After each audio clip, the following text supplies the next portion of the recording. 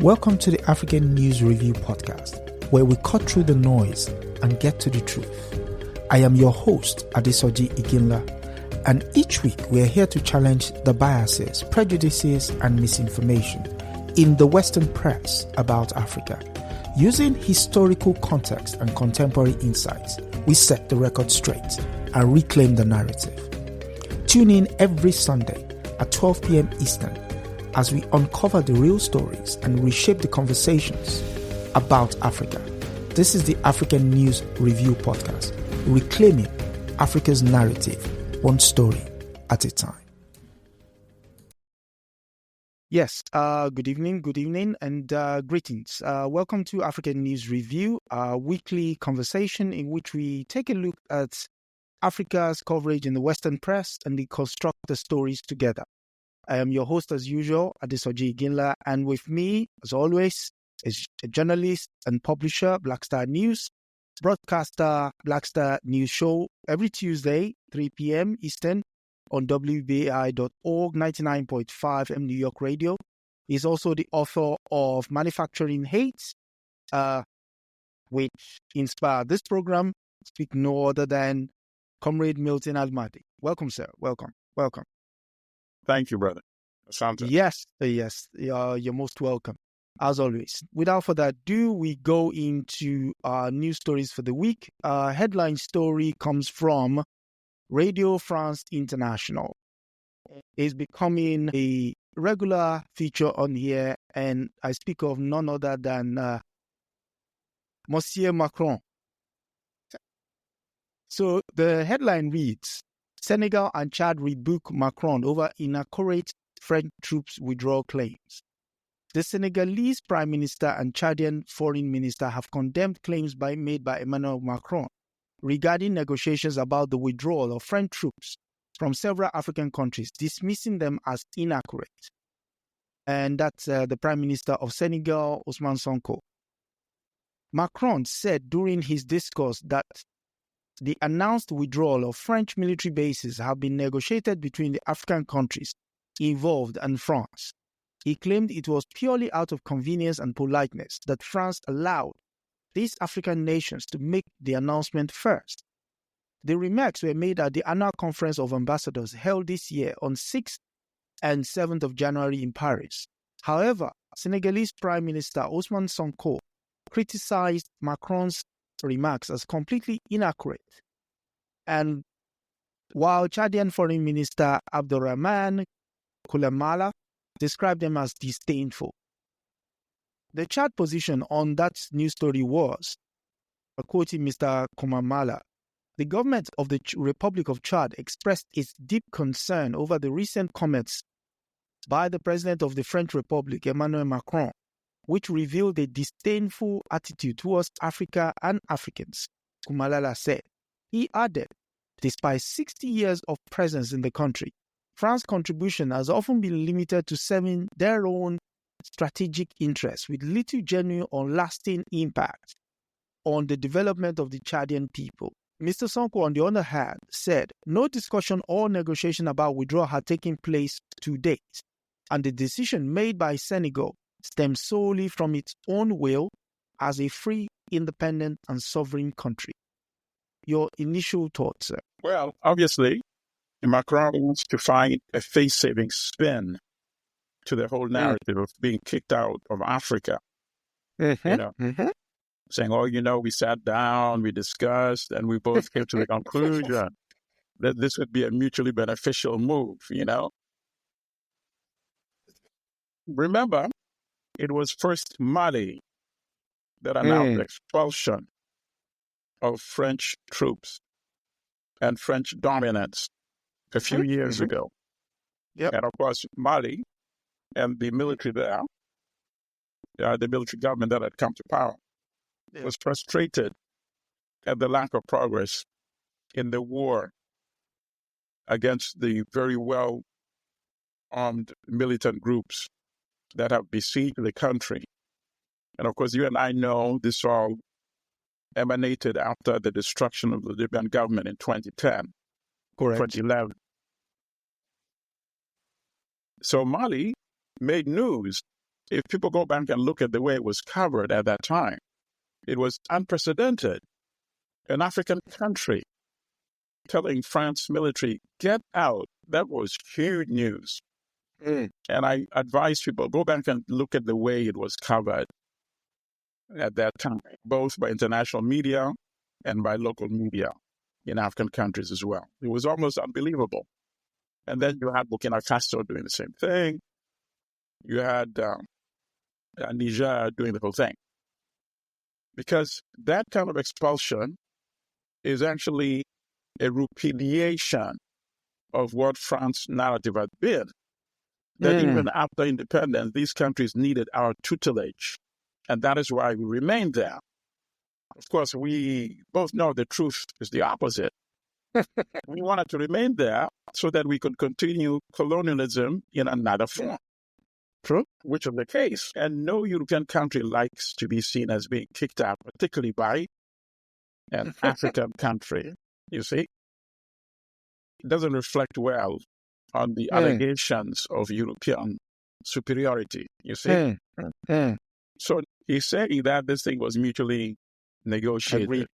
And now these countries are saying, wait a minute, there was no negotiation. We said it's time to go. And the other major point I can make is this.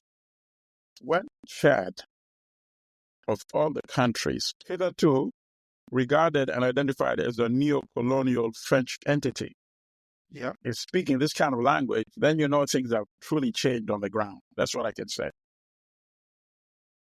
There's a part here that I think should not go uncommented. Where is it? It's the lack of gratitude. Macron also criticized the ingratitude of certain leaders on the African continent, suggesting they would not be leading sovereign nations today if the French army had not been deployed there. Which Go ahead. To which the retort was, let's observe that France had neither the capacity nor the legitimacy to ensure Africa's security and sovereignty.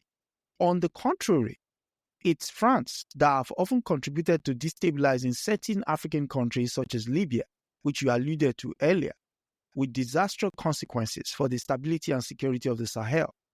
A staunch critic of French presence in his country before coming to power, Sonko reminded the French that if African soldiers, sometimes forcibly conscripted, mistreated, and ultimately betrayed, had not been deployed during the Second World War to defend France, the country might still be German too.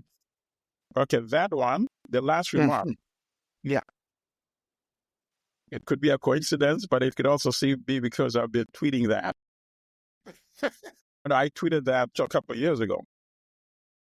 Was it when it was Sarkozy, I think? Who said part of the problem is that African countries, women have too many children. And that is the problem that's holding back economic growth. And in fact, he had responded to an African journalist's question. I forget which country the journalist was from. And I tweeted, I said, the journalist, I wish he had been quicker on his feet in terms of his response. He should have said, with all due respect, Mr. President, had it not been for African soldiers, you might be speaking to me in German today. Yes, very much so. I mean, there's also, go on. What happened this week in Chad? Just a few days ago. There was an attempted coup d'etat. I would not be surprised if it has something to do with the current deterioration in relations between the two countries. When Macron says that, certain leaders will not be ruling sovereign states without our presence, he's certainly not referring to Senegal. In this case, I think he's specifically referring to Chad. So that maybe elements of the military who said, okay, this is a good opportunity for us to get rid of the current government and present ourselves as more loyal or beholden to our friends, and Macron would endorse us and welcome us, you see? or it could have been inspired and instigated by France itself. So I want to wait and see what additional information comes out from this attempted coup d'etat in Chad. And mind you, it doesn't mean that I'm a supporter of the government in Chad that almost suffered a coup d'etat. I think the jury is still out. As far as I'm concerned, there had been a neo-colonial government led by the son of the former neo-colonial president, Idris from Deby. one Deby to the other, I also wanted to add, when he was talking about the lack of gratitude on the part of the French, on the part of the Africans, he neglected to say that during the Vichy government occupation of France, the government of Charles de Gaulle was actually based in Congo-Brazzaville. Financed. And exactly. By African resources, directly. There you go. So it's almost as if they're baiting us to actually be much more conversant with our own history. Which is fine. Which is fine. Yeah. Which is fine. Because now this gives us an opportunity to expose their arrogance, their white supremacist notion toward Africa. Yeah. And to revisit all these moments in history that our younger generation need to know about anyway. Lack of gratitude. You've been stealing resources from all these countries. Prior to colonialism, during colonialism, after colonialism, up to date, right? You hijack the economies by having them hold their reserves in your Treasury Department, in your central bank. You plunder uranium from Niger, and that is why you are insisting that they go back to the government that was overthrown in Niger, because that government would ensure that you continue plundering uranium, because you need it for 75% of your energy. It's remarkable. It's amazing. He even cannot be pragmatic and say, okay, let's look bad in the eyes of the world, so long as we can still have financial arrangements that benefit France. But he's so arrogant and so petty that he can't stand the fact that Africans are saying, we kicked France out. He can't live with that. So he's even so reckless and willing to worsen diplomatic relations by going around and saying stuff like that. There's no gratitude. We negotiated these things. But it speaks to the mindset of even the European who thinks he's not a white supremacist, that there's deep-seated white supremacy within himself that he cannot withhold. That's what it demonstrates to me.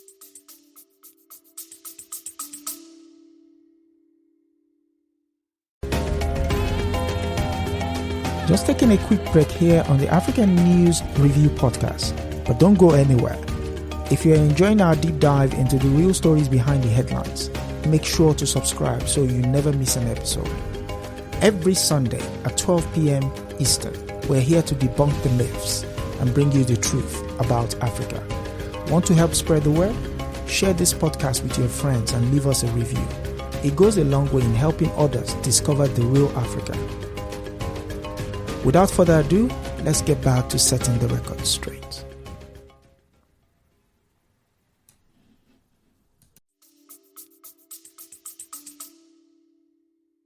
When going back to the issue of gratitude, it reminded me of a quote by Walter Rodney when he said in How Europe Underdeveloped Africa, he said the argument suggests that on one hand there was exploitation and oppression, but on the other hand, colonialism did add some benefit for Africans, and they helped develop Africa. But it is our contention that this is completely false. Colonialism had only one hand, and it was a one-arm bandit. Absolutely, 100%. Because the part that is not, and somebody can actually have a very good book on this. Maybe this is actually my potential dissertation. Somebody could show the disruption in Africa's organic development, which I guess is what Rodney's book was doing. Yeah. And obviously, Rodney's book is written in 1972. So it could continue that thesis, dissertation of Rodney and even expand on it and show how, had it not been for colonialism, where Africa's economy would be now. Because you can go back and look at the rate of growth, because mind you, many people forget how destructive it was, not so much the cultural imperialism, the racism of colonialism, but the hijacking of Africa's economic pattern. So that you have Britain saying, Kenya, Uganda, Nigeria, you can only trade with me exclusively. You know how destructive that is? You're not searching for the best options for your country because you've been hijacked by Britain. Britain saying, these are the only things you can produce. Whether it's tea, whether it's coffee, whether it's, peanuts, we call it groundnuts. These amounts, and this is what I'll pay you for it. I fix the price.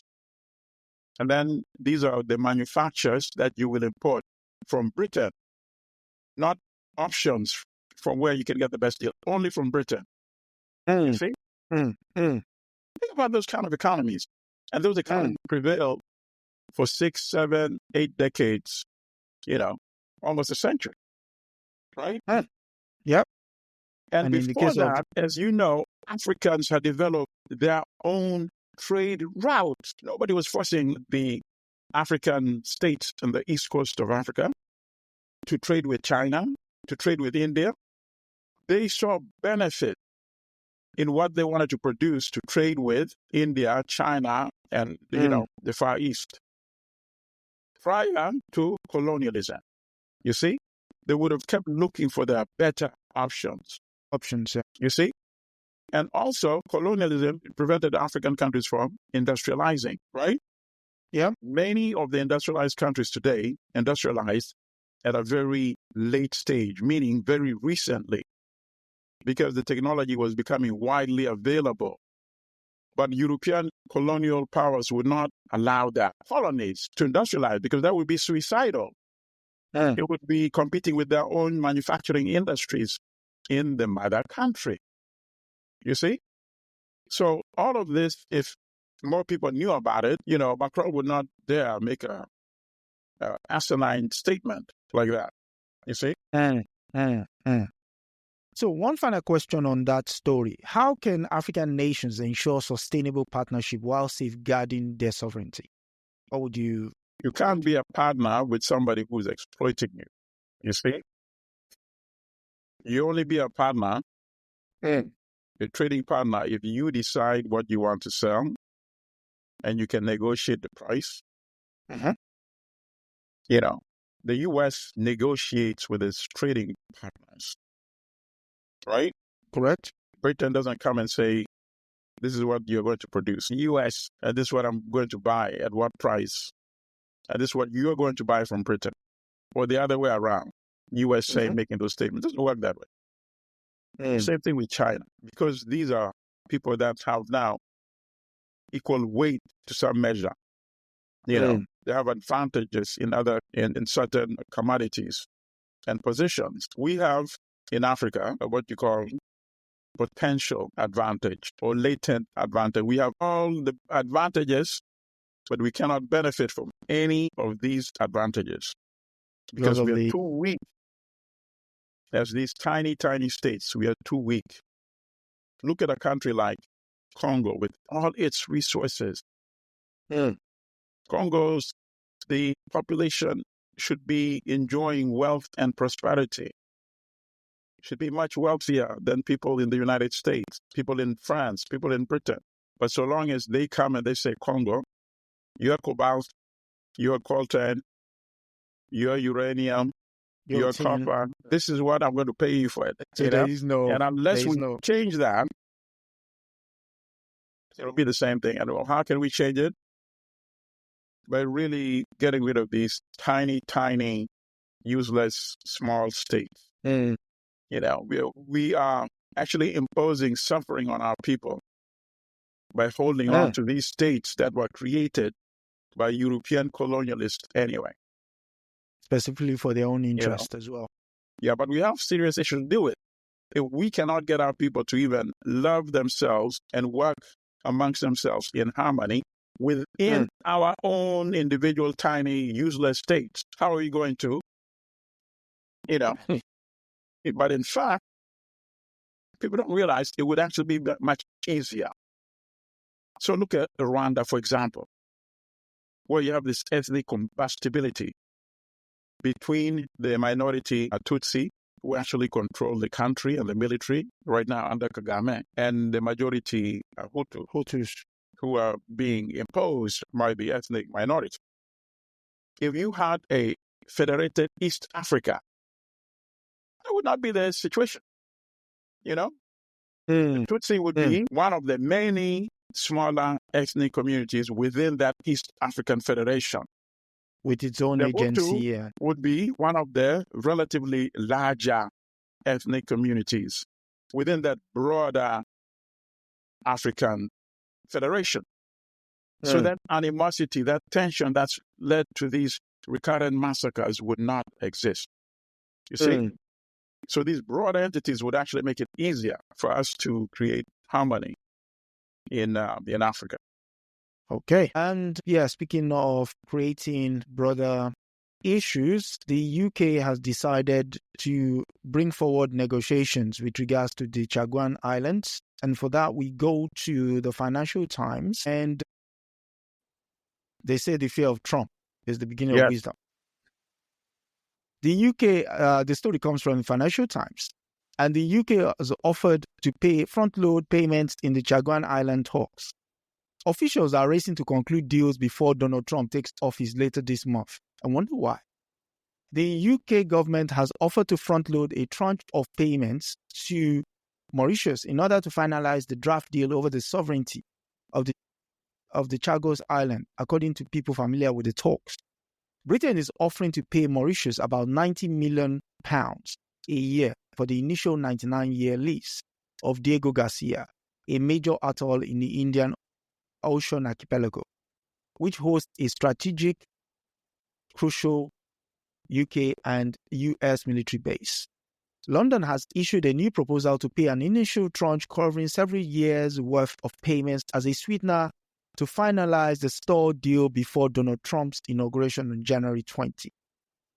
Last month, which is the reason why they're bringing this forward, last month, Ragulam, who happens to be the new prime minister, declared the proposed agreement, which had not been ratified by treaty, would not produce the benefit that the nation will expect, and that the negotiation had restarted. People familiar with the talk said late last year that the money had been a key sticking point for Port Louis, which is the capital of Mauritius, but also questions about the terms of the lease and the UK's right to review it. So you talked about equal partnership. This is the question being coming up for discussion again here. So what are your initial thoughts based on the reason for the deal now taking a new life of its own, especially in light of 47th president coming to power? Well, actually, I support what this article is basically saying. I support the position of the British government. I think they should go ahead and conclude this deal. That's only one part of it, because you don't know what might happen when it's fine. I think Mauritius should actually be much more interested in concluding this deal, because I think there's conflict here. The two things, because Trump himself, really, I don't see him as an imperialist, In fact, the Democratic administration has been much more imperialist than when Trump was in office. And one could say he's so blatantly pro-Israel. What? The genocide against the Palestinians happened during whose watch, right? So, this whole thing about Trump, I think it's often blown out of proportion. Libya was destroyed under a Democratic administration. You see? Sometimes we have to be honest in reviewing these things. Yes, Trump is a racist. Yes, Republican politicians tend to be much more racist, blatantly racist. True. But which administrations have been much more destructive toward Africa. Think about it, because they don't, burst out with their racist comments like the Republicans do. Does that mean we have to say that they are better when the facts show otherwise? That's crazy. That's preposterous. Come to think What of is it, happening in the Congo today? Congo is being violated by Rwanda, correct? yeah, This correct. week ended. Just a phone call from Washington to Kagame and to Museveni, to Kigali and to Kampala. It's happening during a democratic administration. So on the one hand, I'm saying, maybe I'm concerned that the deal which would give some level of sovereignty to the people there in the islands has the possibility of being disrupted under Republican. But then on the other hand, maybe not. Since the guy does not seem to be an imperialist, you see. He could have people within his administration that may want to be much more imperialist. But even him, if people went directly to him, he would make the ultimate decision. You see, he would not be upstaged by his underlings. But I can see why the UK believes this is one of the best deals it can get and is even willing to pay upfront money in advance. And I don't blame the administration in Mauritius, for trying to also milk out more money. But the bigger picture is this. It just shows you how weak we are as a people when we are talking about, okay, how much is a good deal for us to sell our sovereignty? At the end of the day, that's what it boils down to. You see? A future generation, maybe 15, 20 years from now, in Mauritius, young people with new mindset can say, wait, the era of colonialism is over and imperialism. We're abrogating all these treaties. We are just taking all the rights into our hands. So, two prong questions. Okay, so one is, so how can international law, the use of international, which is what instigated the British renegotiating with the Mauritians, the 2019 decision by the International Court of Justice, that the indigenous people be allowed back onto the land. So my question would be, so how going forward, in light of, you said the mindset of the people might change, that we're no longer tolerating imperialism and colonialism. How does international law now, taking that into account, balance the so-called strategic interest? Because that will still be around, and with the rights of indigenous people.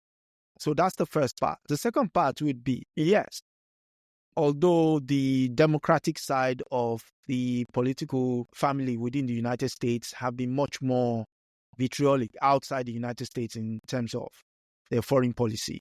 Kennedy with Congo, Jimmy Carter with Angola, what was his name? Obama with Libya. Do you think, in light of Trump's recent pronouncements with invading Greenland and Panama, that would not upstate the card of what you alluded to in terms of, So to start with the second question, I think that is blessed, That's just, there are some moments where Trump is being Trump. So for example, deporting undocumented immigrants in this country. Okay. That's not going to be possible. It's just physically impossible. Because number one, it's going to lead to some incidents of people being killed, as they're trying to be forcibly removed, right? Many incidents like that, and that's going to lead to social protests and a lot of upheaval. If you think the protest after George Floyd was something, then you haven't seen a true protest yet. Number one. But two, what it will do to disrupt the U.S. economy will be too much for... Leading Republicans would be urging him, stop this nonsense, because people would not be showing up to work, right? And these are the people that uphold the U.S. economy? Who is the one that's doing all those, practically, free labor, right? Cheap labor in every major city? Who are the ones doing it, right? The demonized immigrants. These are the ones who are doing it. So now they won't show up for work because they're afraid they might be, deported, arrested on their way to work or from work. or at work. Right? At work, absolutely, because they said they would be raiding the, workplaces as well. So he might do something initially in the beginning to live up to his campaign promises, but it won't last long because economically it's just too disruptive.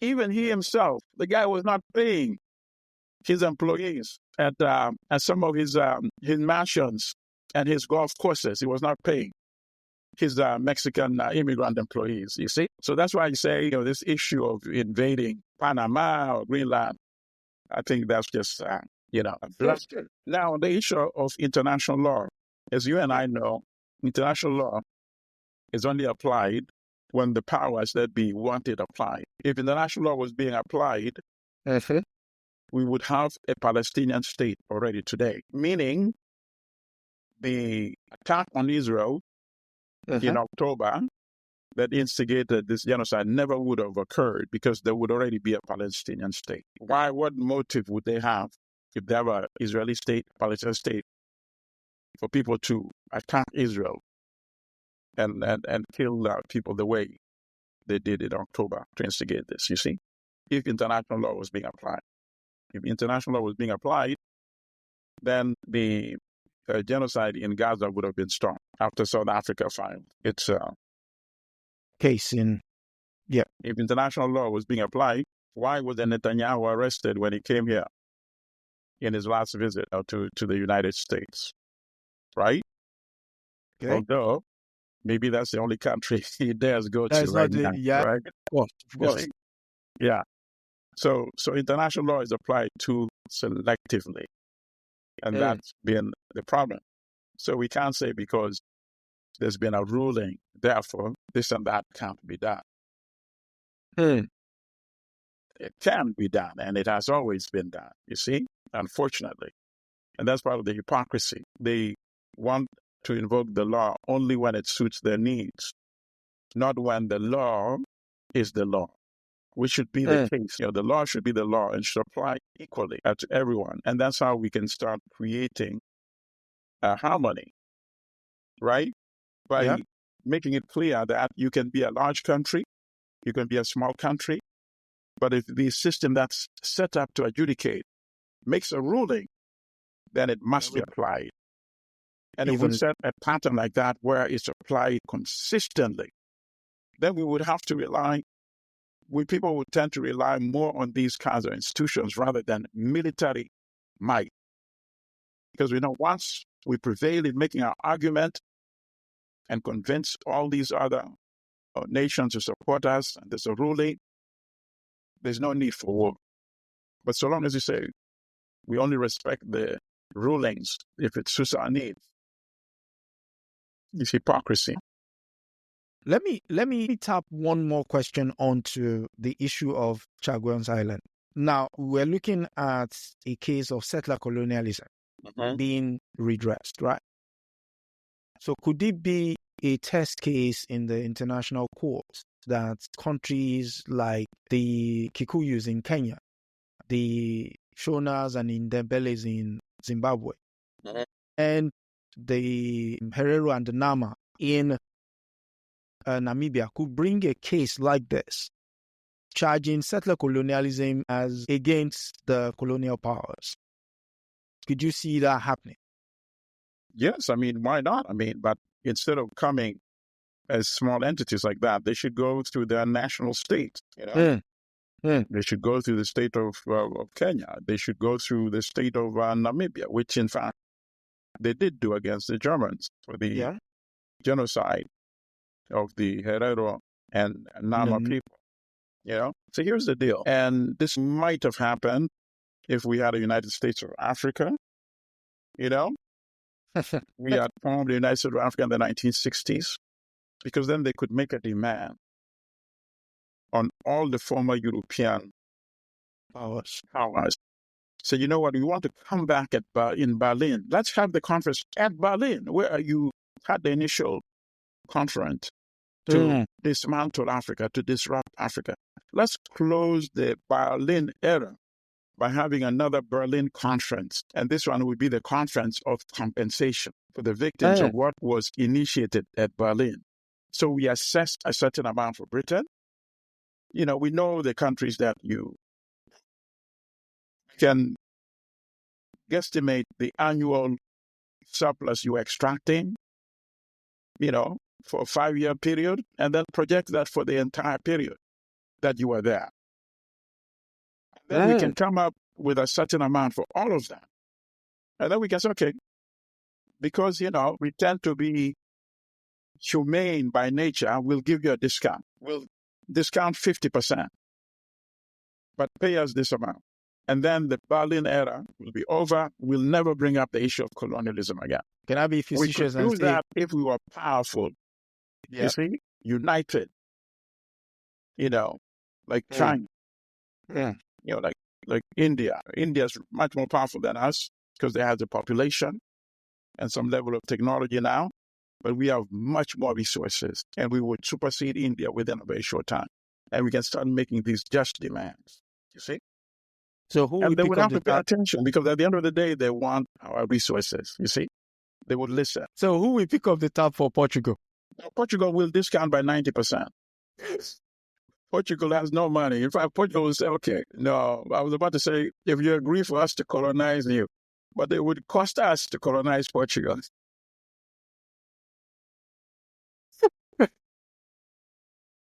Yeah, but the other ones would say they have money.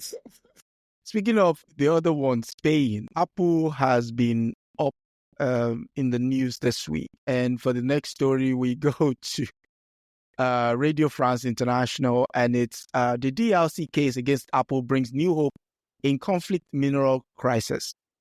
As the DRC brings an unprecedented case against Apple and the company offers assurances it will no longer use conflict minerals from Central Africa, experts are questioning whether real change is on the horizon in illegal mining.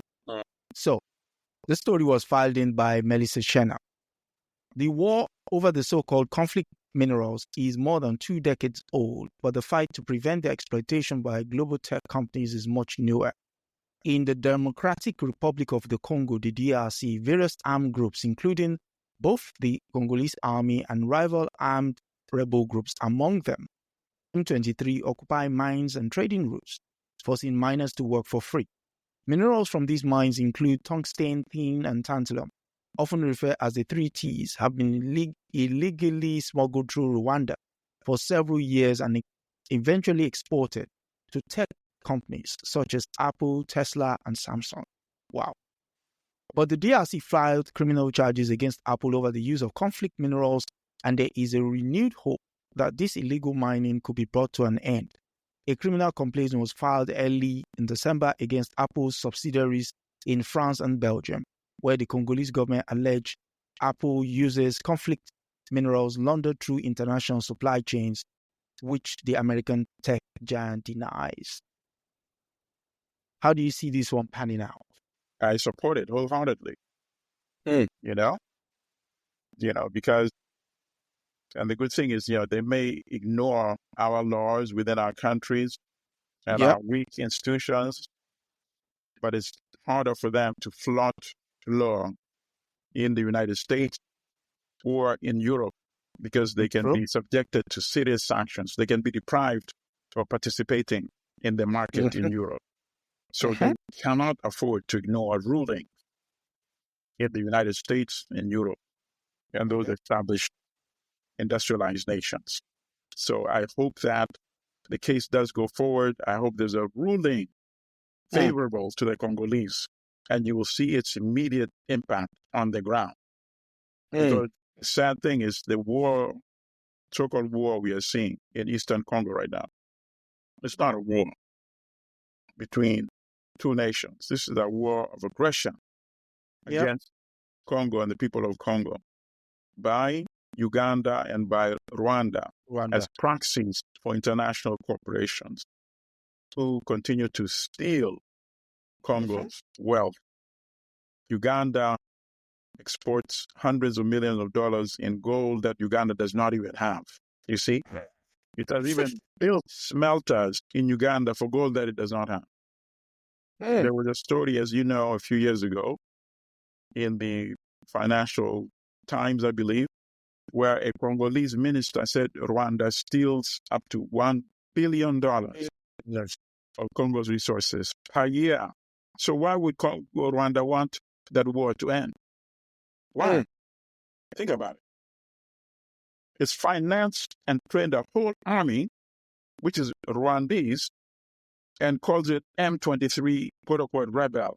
What kind of rebels are dressed in uniform that are comparable to uniform that United States soldiers wear? And equipment, mobile satellite phones, walkie-talkies, clean, well-pressed uniforms, vehicles that need fuel. How do you fuel that, when there's no petroleum in the Congo, in that part of the Congo? Absolute nonsense, So this war technically is actually being financed by companies like Apple and the beneficiaries of those resources. So I like this lawsuit in that it's not buying the propaganda that this is a domestic, local rebellion that's happening in the Congo. It's finally taking the foreign elements that are involved in the genocide against Africans in the Congo to task. And that's the only thing they respect when the courts make a ruling in their countries or in Europe. So I'm very much in support of this. There was a question I wrote down earlier with regards to this lawsuit. And yes, it's should consumers bear responsibility for ethical sourcing? I mean, we read on their website, no, child slavery was not involved in any of the products that was used to make this. Should we take that much more seriously? And how does that look if we're to hold them to account? No, repeat the question. Sorry. Okay, so the question should be, should consumers bear responsibility for the ethical sourcing that we often find on their websites? And if we do, what does that look like? Okay, well, because you will often hear the likes of Apple, the likes of, I don't go to Tesla's website. No, it doesn't have to be just Apple. I mean, okay, Microsoft, you go on there, they we're against slavery, child slavery, and what have you. Right. Now, even though they are in support of slavery, I mean, they wouldn't say that on their website, of course. But there are two elements here. Yeah. For certain products, it's easier to enforce because they're limited. Because generally speaking, Africa is exploited because of consumers outside Africa. You see? Okay. If they took a stand and said, if we want the ingredients that goes into the manufacturers not to come from the exploitation of Africans, then the standard of living in African countries would propel almost overnight, you see? Because then we would have to look at the tea from Kenya, cocoa from Ivory Coast, Ghana, and Nigeria. You see? We'd have to look at the gold. We'd have to look at the copper, the coltan, the cobalt, right? Even the consumable fruit, like bananas. You see? All of these are underpriced, meaning African labor and African resources being exploited, right? Okay. So that's the general level. That's on one level. Okay. But it's something that is desirable but not practical, you see? But when it comes to other commodities like diamond, which is very rare and you can isolate. Of course, it's rare because the production and distribution is very controlled as well. Yep, true. But if you make a campaign, a propaganda, you promote, you show what diamond is doing and the cost to the people, like what he was doing in Sierra Leone, right? People will respond to that. So you can do it for certain commodities, right? For computer products and technology, yes, to some extent, but it doesn't bring that kind of connection that people have to something like diamond. That is so beautiful, that is supposed to convey so much love, but at the same time is actually spilling so much blood in Africa. So I think promoting that one was much more easier than saying, you see this cell phone you're holding, look at the blood it's causing in Africa. It still actually has impact, you see? You can do it for cell phone, you can do it for computer. It won't have the same impact as for diamonds. So it depends on the product that you're dealing with. Okay. So yes, consumers ultimately play the determining role, because at the end of the day, without these corporations being able to sell to consumers, they are out of business, you see? And that's why they're very conscious of things like consumer boycotts, right? Yeah, I think this one can lend itself to a campaign of consumer boycott, because the area of concentration where people are being victimized can be very specific, which in this case is Eastern Congo, Okay. And speaking of exploitation, we go to our final story for the week. And it comes from the New York Times, your favorite paper of choice. So the New York Times files the story, Sudanese paramilitary group committed genocide, USA. A force fighting Sudan's army in a brutal civil war committed massacres, rape, and that mounted to genocide, the Secretary of State said 2 decades after a finding of genocide in the same region. And the story is filed by Declan Walsh, reporting from Nairobi, Kenya. The United States on Tuesday accused the Sudanese paramilitary group and its proxies of committing genocide, singling them out in a conflict of unchecked brutality, drawing fresh attentions to the scale of atrocities being perpetrated in Africa's largest war. Secretary of State Anthony J. Blinken said the rapid support forces the paramilitary group fighting against Sudan's military had committed acts of genocide, including a fearsome wave of ethnically targeted violence in the western region of Darfur. The Treasury Department backed the determination of genocide with a raft of sanctions, targeting the RSF leader, General Mohammed Hamdan, as well as 7 companies in the United Arab Emirates, the group's main foreign sponsor, that have traded in weapons and gold on his behalf. The RSF and ally militias have systematically murdered men and boys, even infants, on an ethnic basis, and deliberately targeted women and girls from certain ethnic groups for rape and other forms of brutal sexual violence, Mr. Blinken said in a statement. Those militias have targeted fleeing civilians, murdered innocent people escaping conflict, and prevented remaining civilians from accessing life-saving supply. Your thoughts?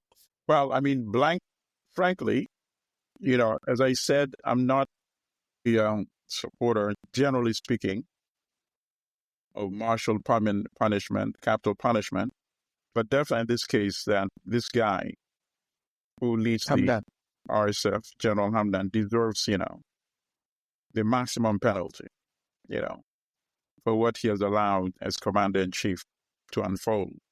But at the same time, even the government, the military regime, has also committed what should be characterized, if not genocide, massacres, definitely, right? So, yeah, I mean, obviously, the question is why now? Why did you wait for such a long time?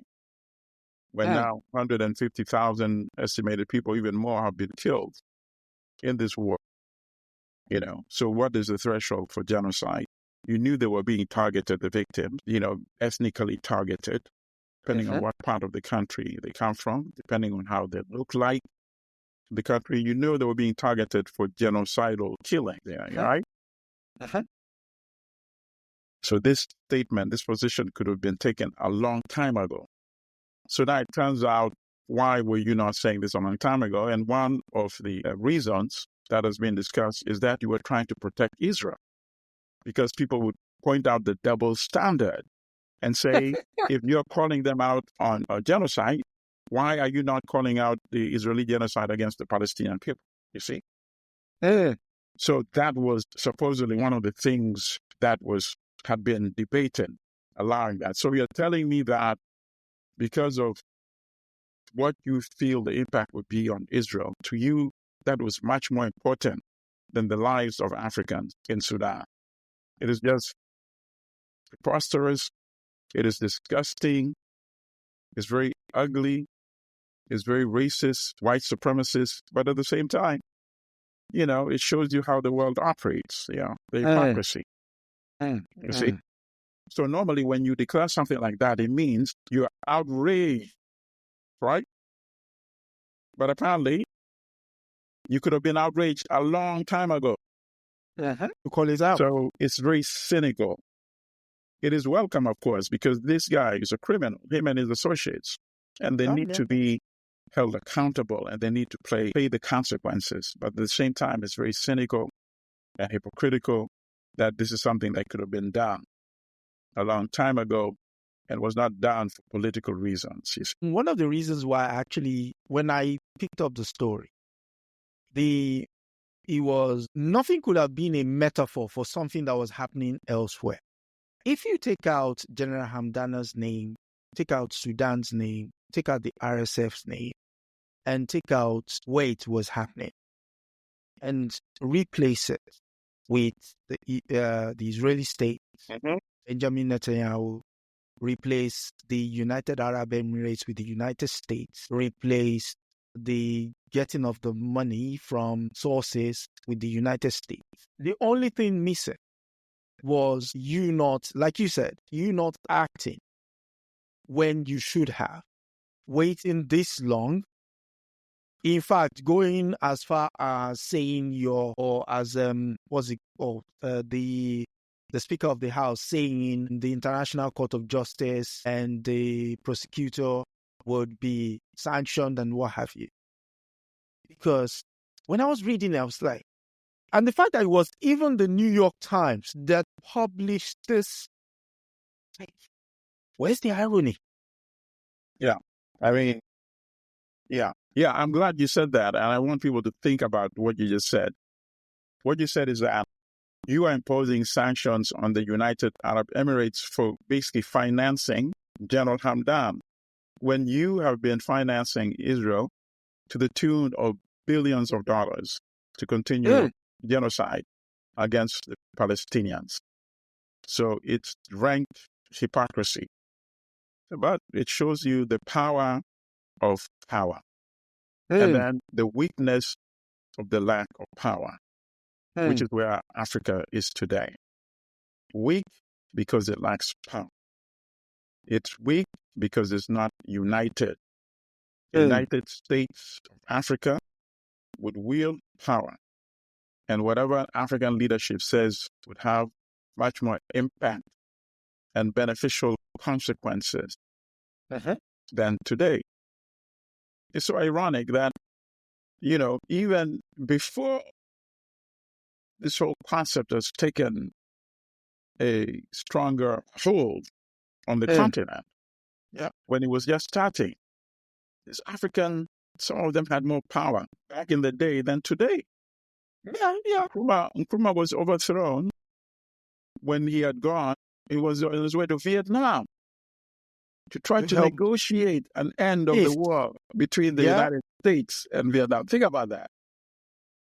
Who today would call any African leader to come to negotiate anything except non-forgiveness, except more a contribution of aid or food? We have our work really cut out for us.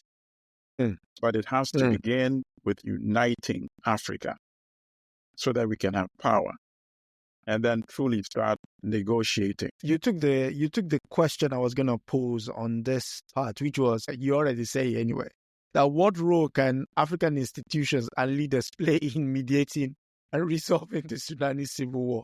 Actually, I'm glad you did that, because that's one of the things that I had made a mental note of as well, that you said that. And the way I had made the note in my mind is, as we are reading this, where is the African agency in all of this? Where is Africa? Why does it take a statement by United States Secretary of State to have this impact? You see? And it will have impact, because when you start sanctioning these companies, United Arab Emirates, it will have consequences. What they might do is they are going to get some high-paid lobbyists to go to the Trump administration to try to undo these sanctions. That's what they're going to try to do. See? At the same time, we, as African people, need to join with our Sudanese sisters and brothers and also counter-lobby and say, Black Lives Matter. So do not undo these measures that the outgoing administration is doing. And of course, it waited until the last week, because then it would not have to, endure criticism for a long time. That was part of the reason to wait for such a long time as well. People that are criticizing them, saying, why did you wait that long? Next week, they'll be gone. And next week, there will be another president sworn in. So no agency. Africa no has agency no agency by Africa. Not even saying, a joint statement by the executive chair of the African Commission and the U.S. Secretary of State, And it's sad. It's sad. And they don't see no need for that. They're not saying that after meeting with the South African president, Ramaphosa, the two, statesmen Decided came up with this issue a position. statement. South Africa will also impose sanctions, because obviously I guarantee you a lot of those businesses do business in South Africa as well. To make it appear as if Africa also has some agency in Africa. Not even that. And the U.S. did not even see the bother of trying to do something like that, even for public relations purposes. Because at the end of the day, you don't matter, Africa. Unite so that you can start having global impact. Yes. With that story, we've come to the end of another interesting episode. Hope you found value in it. If this is your first time here, please do like, share, and subscribe. Again, subscribe. Each one bring one. Yes. Because we're having this conversation about Africa, so that when push comes to shove, you're much more informed as to what the happenings are, and giving context to stories you might read in the Western media. Because let's not kid ourselves, the Western media is there to, do the bidding of their paymasters. And their paymasters don't look like you and I. So you know how that story is going to be spun. Thank you very much, Brother Milton. And last words? La lucha continua. The struggle continues until As they say, yes, victory is settled. For me, I would say Odigbakono, which means till we meet up next time, and you have a glorious week, and see you all next week. Good night. That's a wrap for this week on the African News Review podcast. We hope you are leaving with a clearer, more truthful picture of Africa. Remember, every story has another side, and we're here to uncover it. Don't forget to join us next Sunday at 12 p.m. Eastern as we continue to challenge the narratives and reclaim Africa's voice. If you've enjoyed the show, be sure to subscribe, share, and leave us a review. Until next time, keep questioning, keep learning, and keep seeing Africa for what it truly is.